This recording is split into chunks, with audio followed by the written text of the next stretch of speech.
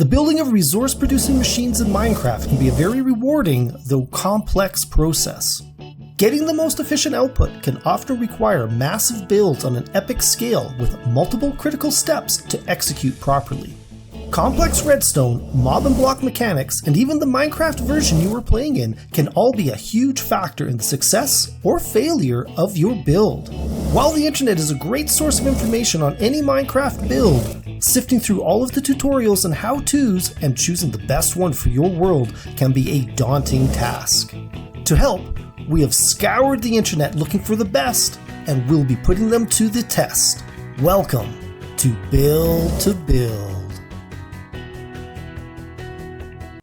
Mining for resources can be a painful and arduous task, and while some can only be found below the surface, once constructed, a well-built automatic iron farm can give players a continuous source of this most useful ore. In this episode, we take 3 lightweight iron farms and pit them against one another in an all-out battle to determine which has the metal to take the coveted Build to Build championship title. But first, I want to welcome you to the Build Factory.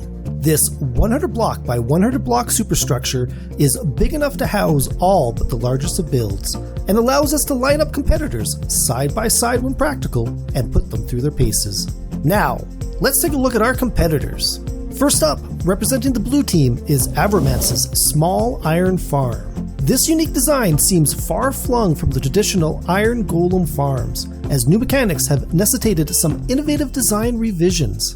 A somewhat roomy space for villagers, coupled with a small but efficient iron golem collection system, makes this an interesting competitor on today's field. Next up, for the orange team, is a build by Skunk Monkey. This 2-level iron golem farm has a roomy interior and can house a large number of villagers. Golem processing revolves around an intricate iron golem spawn and collection system which funnels golems from both levels and all 4 sides into a central grinding area. And our third competitor today, representing the green team, is Rayworks' simplest iron farm. The term simple truly defines this sleek and bare bones build. And while the golem collection area is very reminiscent of classic farms, the compact but functional villager pod contains all of the necessities for a functioning iron golem farm. Requiring only 5 villagers makes this a very obtainable design. Now, let's head down to the factory floor and have a word with the workhorses of today's build, the iron golems. I am standing here with Mr. Iron Golem, who's one of the competitors out here today. How do you feel about the iron golem farms? Well, the side's pretty fun, but then I get burned by a hot, scorching liquid, and do you know what I get turned into? A flower. A helpless flower. What do you think your team's got to do today to bring home the victory? It's all about heart, it's all about passion, and it's all about who wants to go home a winner. It's a team effort. Thank you, Mr. Golem. As you can see, the competitors are getting fired up for today's events, but before we can move on, we first have to head back to school. Before the latest release of Minecraft, the mechanics for iron golem farms were somewhat simple. Grouping a sufficient number of villagers and doors together created a village. Once the village was large enough, it caused an iron golem to spawn. This iron golem could then be processed through a grinder, producing both iron and flowers.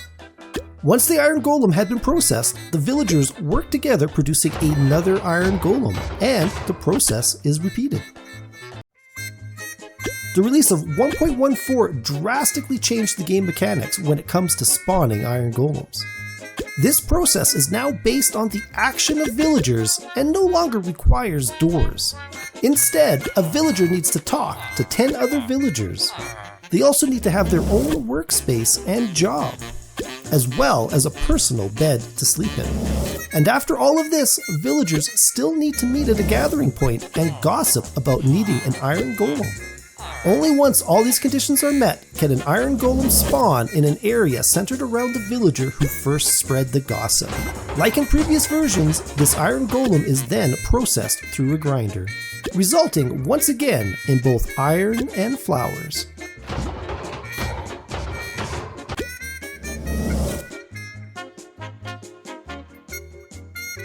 Competitors are being judged today in 3 separate categories: complexity, build danger, and production.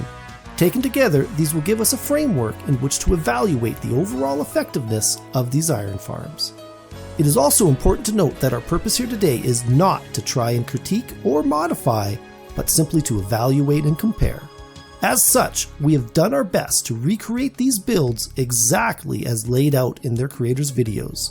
And now, it's time to finally put these competitors through their paces. Build to build. As we mentioned before, complexity is a measurement of overall block count with modifiers applied to crafted or hard to get blocks. For this competition, block count is calculated as follows: 1 point per block, with a multiplier of 5 for crafted items like doors and signs, a multiplier of 10 for things like lava, and a multiplier of 20 for villagers.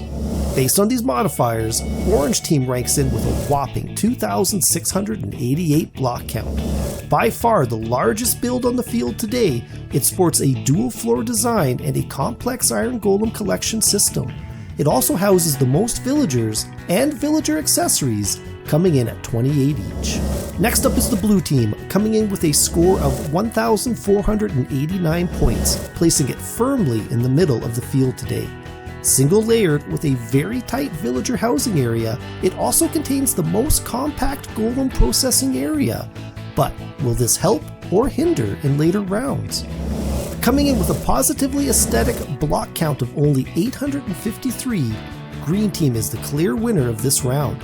A minimalistic build design with both a super low villager count and a classic iron golem collection area has made for what is obviously the least complex design out of the competitors.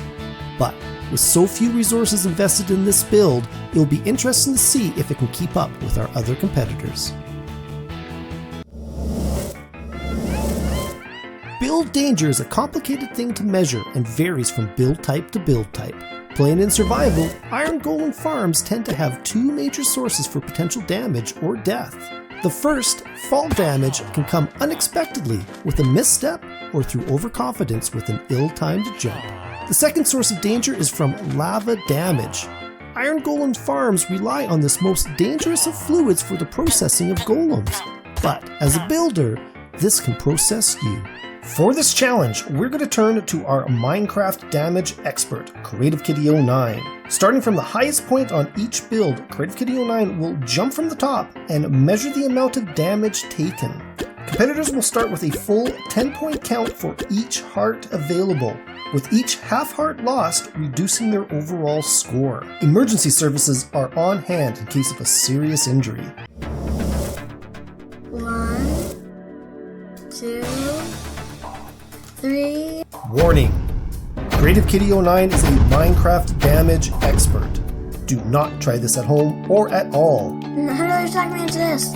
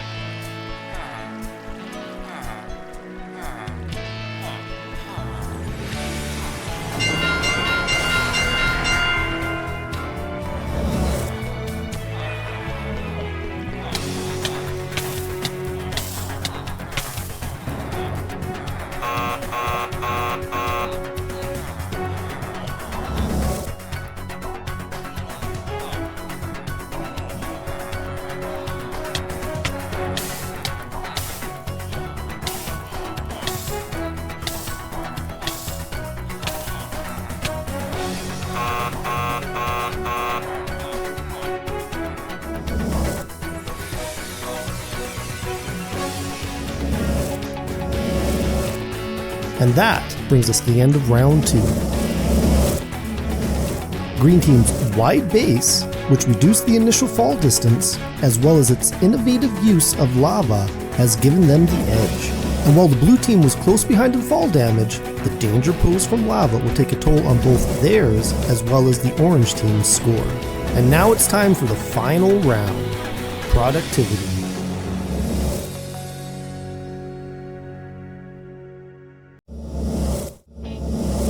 The production score is calculated by measuring the amount of iron and flowers produced at the end of 3 20-minute periods. Added together, this gives us a full hourly output. Because Iron Golem Farms experience a lengthy warming up phase, the first 20-minute timer will not start until after the first Iron Golem has spawned and been processed. Competitors, start your spawners.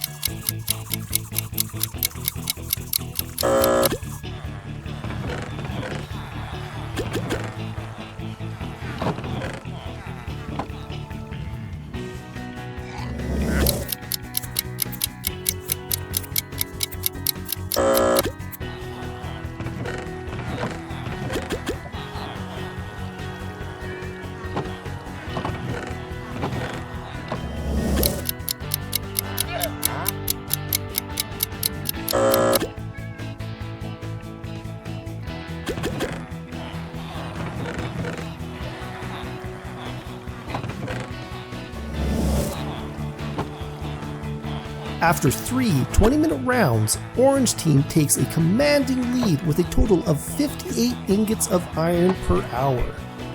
The Blue Team comes in second with 24 ingots per hour, while the Green Team limps into third with only 5 iron to show for a full hour's work. This is a big surprise considering how well Green Team did in previous rounds, and while there's a large element of randomness to this, as a test, we allowed Green Team to run for a full 8 hours, in which it produced only 23 iron ingots, giving an average of only 3 ingots per hour. Now that we have the results from our tests, let's see how the competitors stack up against one another, build to build. Before we move on to the recap, I want to take a moment and thank you all for watching, and to talk to you about my Build to Build series. If you've enjoyed this episode and have a suggestion for a build theme or a specific build, you can contact me on any of these social media platforms. Also, if you would like the opportunity to be more involved with my Build to Build series, or even my channel in general, then I am excited to announce the launch of my Patreon page. Membership perks include behind the scenes updates, early access to videos, patrons only nights on Twitch, and even the ability to vote on the upcoming theme and competitors list for future Build to Build episodes. So feel free to stop by and check it out. I would love to have you as part of my community. But now, let's get back to the builds.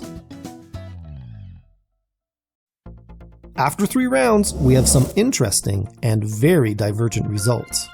All 3 teams have put in a great performance, and each has shown great potential as an Iron Golem farm.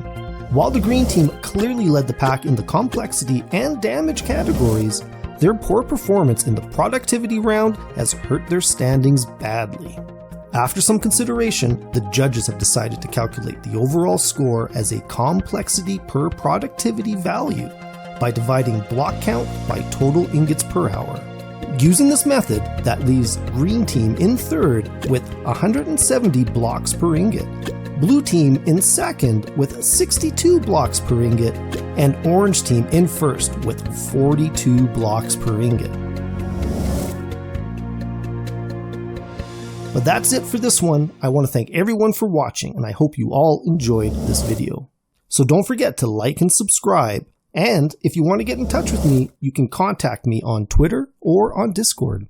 And while this proved to be a lot more complicated than I anticipated, I am super excited for the opportunity to create more of these videos.